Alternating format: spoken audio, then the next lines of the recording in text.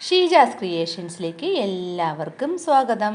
ഇന്ന് ഞാൻ വന്നിരിക്കുന്നത് നമ്മുടെ വീട്ടിലൊക്കെ പഴയ തോർത്തൊക്കെ ഉണ്ടല്ലോ, കരിമ്പം കുത്തിയ തോർത്തും കളറ് പോയ തോർത്തും ഒക്കെ നമ്മൾ പിന്നെ അത് വൃത്തികേടെന്ന് വെച്ചെടുത്ത് കളയാറില്ലേ പതിവ്.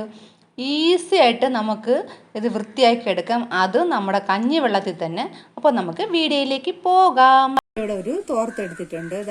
ഇതിൽ അത്യാവശ്യം അവിടെ ഇതിൽ കാണാൻ പറ്റുന്നുണ്ടോ എന്ന് എനിക്കറിയില്ല, കരിമ്പനൊക്കെ ഉണ്ട്. അപ്പോൾ ഇതിലൊന്ന് ഒരു കളർ വ്യത്യാസവും കരിമ്പനും ഒക്കെ ഉണ്ട്. അപ്പോൾ ഇത് നമുക്കൊന്ന് പുതുതാക്കി എടുക്കാൻ പോവുകയാണ്. അപ്പോൾ ഭയങ്കരമായിട്ട് കരിമ്പൻ പിടിച്ചിട്ടില്ല, എന്നാൽ കരിമ്പൻ കുത്തിയിട്ടുണ്ട്. ഒരു മഞ്ഞ കളറും കരിമ്പനും ഒക്കെ ഉണ്ട്. അപ്പോൾ അതിനായിട്ട് ഞാനിവിടെ ഒരു പാത്രത്തിൽ, ഒരു പഴയ പാത്രം, നമ്മൾ അധികം ഉപയോഗിക്കാതെ മാറ്റിയിട്ടിരിക്കുന്ന ഏതെങ്കിലും ഒരു പാത്രം എടുക്കണം. അതിലോട്ട് ഞാൻ കഞ്ഞിവെള്ളമാണ് എടുത്തിരിക്കുന്നത് കേട്ടോ. അപ്പോൾ ഈ കഞ്ഞിവെള്ളത്തിൽ നമുക്ക് കുറച്ച് സാധനങ്ങളൊന്ന് ഇട്ട് കൊടുക്കാം. അത് ഞാൻ ഇടുന്നത് സോഡാപ്പൊടിയാണ്. കുറച്ച് സോഡാപ്പൊടി ഇട്ട് കൊടുത്തിട്ടുണ്ട്. പിന്നെ അതുപോലെ തന്നെ കുറച്ച് വിനാഗിരി ഒഴിച്ചു കൊടുക്കാം. അപ്പോൾ ഒന്ന് പതഞ്ഞ് വരും. പിന്നെ ഇതിലോട്ട് ചേർക്കാൻ പോകുന്നത് കാരമാണ്.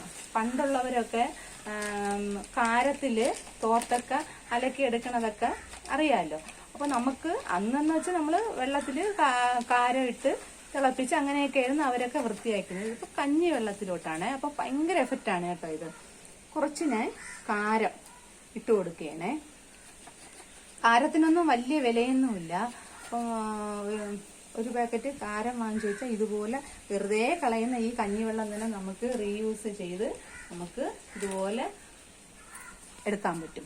ഇനി ഇതിലോട്ട് ആവശ്യം എന്ന് വെച്ച് കഴിഞ്ഞാൽ ഒരു പതയ്ക്ക് വേണ്ടിയിട്ട് സോപ്പ് പൊടിയാണ്. സോപ്പ് പൊടിയും കൂടെ ഇട്ട് കൊടുത്തിട്ടുണ്ട്. അപ്പൊ ഇത് നന്നായിട്ട് ഒന്ന് ഇളക്കി കൊടുക്കണം.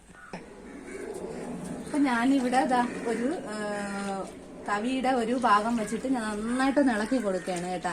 ഇത് ചെറിയ ചൂടുണ്ട്, അപ്പോൾ നന്നായിട്ട് ഒന്ന് ഇളക്കി കൊടുക്കണം. ഇനി ഇതിനെ ഒന്ന് നമുക്ക് മുക്കി താഴ്ത്തി കൊടുക്കാം. ഇതൊന്ന് മുക്കി വയ്ക്കണം. അത് ഏകദേശം ഒരു 2 മണിക്കൂറെങ്കിലും ഇതിനെ ഈ വെള്ളത്തിൽ തന്നെ ഒന്ന് മുക്കി വെക്കണം. ഇപ്പൊ രാവിലെയൊക്കെ നിങ്ങൾ ചോറ് വെച്ചിട്ട് ആ വെള്ളത്തിൽ ഇതുപോലെ മുക്കി വെച്ച് കഴിഞ്ഞാൽ ഉച്ചയൊക്കെ ആകുമ്പോഴത്തേക്കും നിങ്ങൾക്കിത് എടുക്കാൻ പറ്റും കേട്ടോ. ഇതിപ്പോ ഞാനൊരു 2 മണിക്കൂർ സമയം നോക്കി തന്നെയാണ് ഇത് വച്ചിട്ടുള്ളത്. അപ്പോൾ ഇതിന് നമുക്ക് അടുപ്പിൽ വെച്ചിട്ട് ഒന്ന് നന്നായിട്ടൊന്ന് വെട്ടി തിളപ്പിച്ചെടുക്കണം. പണ്ടത്തെ കാലത്തൊക്കെ തുണിയൊക്കെ ഒന്ന് തിളപ്പിച്ചൊക്കെ എടുക്കത്തില്ലേ, അപ്പൊ അതുപോലെ നമുക്ക് ഇതിനെ ഒന്ന് തിളപ്പിച്ചെടുക്കാം. ഇതിപ്പോ നന്നായിട്ട് തിളച്ച് വരെയാണ്, കണ്ടല്ല, ആ സൈഡിൽ നിന്ന് തിളച്ച് വരെയാണ്. ഇപ്പൊ തന്നെ ഈ വെള്ളത്തിന്റെ കളർ നിങ്ങൾക്ക് ഇതിലിപ്പോ കാണാൻ പറ്റുമോന്ന് അറിയില്ല. ഇതാ കണ്ട, ഇതൊന്ന് മാറ്റുമ്പോ കണ്ട കളർ കണ്ട, നല്ലതായിട്ട് ആ അഴുക്ക് ഫുള്ള് ഇളകുകയാണ്. ഇതിനകത്ത് നമ്മൾ കാരവും കഞ്ഞിവെള്ളവും ഒക്കെ ഇട്ടിക്കുന്നോണ്ടാണ്. ഇതുപോലെ ഒരു 5-8 മിനിറ്റ് നന്നായിട്ട് ഇതുപോലെ ഒന്ന് തിളപ്പിച്ചെടുത്ത ശേഷം ഇതിന് നിങ്ങൾക്ക് ഒന്ന് വാങ്ങി വെച്ചിട്ട് പിന്നെ ഇതൊന്ന് തണുത്ത ശേഷം കല്ലിലിട്ട് നനയ്ക്കുന്നവർക്ക് കല്ലിലിട്ട് നനയ്ക്കാം, മെഷീനിലാണെങ്കിൽ മെഷീനിൽ കൊണ്ടിടാം. എങ്ങനെയാണെന്ന് വെച്ചാൽ അങ്ങനെ ഒന്ന് സാധാരണ തുണി കഴുകും പോലെ ഒന്ന് കഴുകി എടുത്താൽ മതി. നല്ല വെള്ളയായി കിട്ടും. ഈ കരമ്പനും എല്ലാം പോവും. ഞാൻ കണ്ട ഇത് നന്നായിട്ടൊന്ന് കഴുകി എടുത്തിട്ടുണ്ട്. കണ്ട എത്ര വൃത്തിയായി നോക്കൂ. അതുപോലെ തന്നെ ആ ഒരു കരിമ്പൻ കുത്തുണ്ടായിരുന്നതൊന്നും കാണാൻ പോലുമില്ല. ഇതുപോലെ നല്ല അടിപൊളിയായിട്ട് നിങ്ങൾക്ക് വെള്ളത്തോർത്തും തുണികളും ചെയ്തെടുക്കാൻ പറ്റും. അപ്പോൾ കളർ തുണിയിലോട്ട് ചെയ്യുമ്പോൾ ഒന്ന് ശ്രദ്ധിക്കണം. വെള്ള തുണികളാണെങ്കിൽ ഇതുപോലെ പെട്ടെന്ന് തന്നെ നിങ്ങൾക്ക് വൃത്തിയാക്കി എടുക്കാൻ പറ്റും.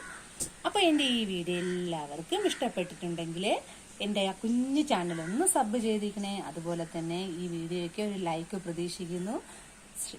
എല്ലാവർക്കും ഒന്ന് ഷെയർ ചെയ്ത് കൊടുക്കണം, സപ്പോർട്ട് ചെയ്യണം. Thanks for watching.